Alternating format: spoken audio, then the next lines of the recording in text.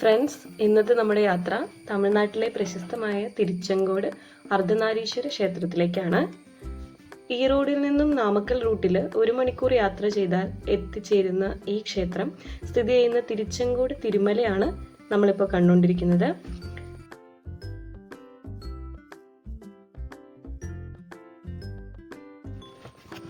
തിരുച്ചെങ്കോട് നിന്നും ഒരു ഓട്ടോയിലാണ് നമ്മൾ ക്ഷേത്രത്തിലേക്ക് കടക്കുന്നത്.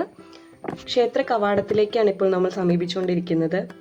20 രൂപയാണ് ഒരാൾക്ക് പാസ് ഫീ ആയിട്ട് വരുന്നത്.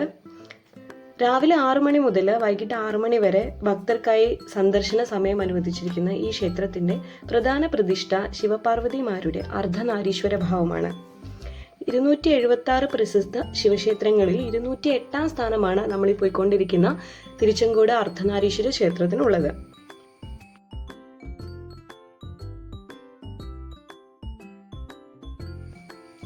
ആയിരത്തി 200 പടികളാണ് ഈ ക്ഷേത്രത്തിലേക്ക് ശരിക്കും ഉള്ളത്. പക്ഷേ ഭക്തരുടെ എളുപ്പത്തിനായി ഒരു റോഡ് മാർഗവും ഇവിടെ സ്വീകരിക്കാവുന്നതാണ്. നമ്മളിപ്പോൾ പോകുന്ന ഓട്ടോയാണ് നിങ്ങളിപ്പോൾ കാണുന്നത്. ഏതാണ്ട് 400 രൂപയോളമാണ് നമുക്ക് ഓട്ടോ ചാർജ് വരുന്നത്. നമ്മളെ മലമുകളിൽ ക്ഷേത്ര ദർശനത്തിനായി കൊണ്ടുപോവുകയും തിരിച്ച് താഴെ കൊണ്ടുവിടുകയും ചെയ്യും. അതിനാണ് ഏകദേശം ഈ ഒരു ചാർജ് അവരെടുക്കുന്നത്.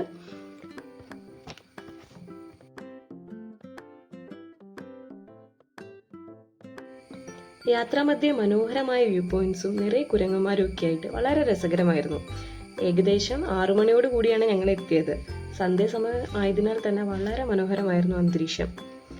മലമുകളിലെ ഇത്ര രസകരമായ കാഴ്ചകളും ഭക്തിസാന്ദ്രമായ അന്തരീക്ഷവും എല്ലാം മനസ്സ് നിറച്ചു.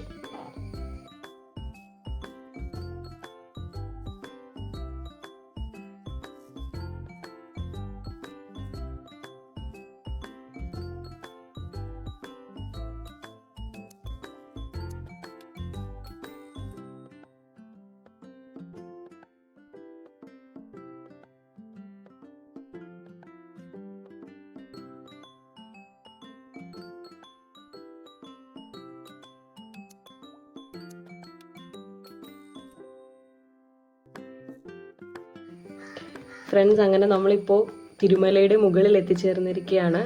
ക്ഷേത്ര ദർശനത്തിനായി പ്രവേശിക്കുകയാണ്. വളരെ മനോഹരമായ കൊത്തുപണികളോടും വാസ്തുശില്പശാലയോടും കൂടിയ അതിമനോഹരമായ ഒരു അമ്പലമാണ് തിരുച്ചെങ്കോട് ക്ഷേത്രം. വിവാഹം നടക്കുന്നതിൽ ബുദ്ധിമുട്ട് അനുഭവിക്കുന്ന യുവതി യുവാക്കൾ ഇവിടെ വന്ന് പ്രാർത്ഥിച്ച് വഴിപാട് അർപ്പിച്ചിട്ടുണ്ടെങ്കിൽ അവരുടെ വിവാഹം വളരെ പെട്ടെന്ന് നടക്കുന്ന ഒരു ഐതിഹ്യമുണ്ട്.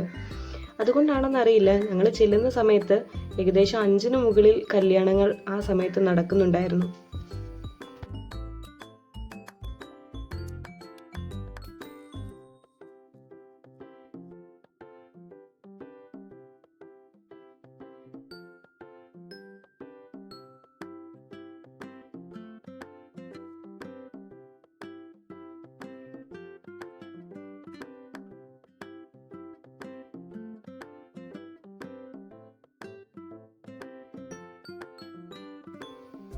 ക്ഷേത്ര ദർശനം കഴിഞ്ഞ് തിരിച്ചിറങ്ങാൻ സമയമായിരുന്നു പെട്ടെന്ന് മഴ പെയ്തത്. അപ്രതീക്ഷിതമായി എത്തിയ മഴ മനസ്സിന് മാത്രമല്ല അന്തരീക്ഷത്തിലും നല്ല തണുപ്പ് നൽകി.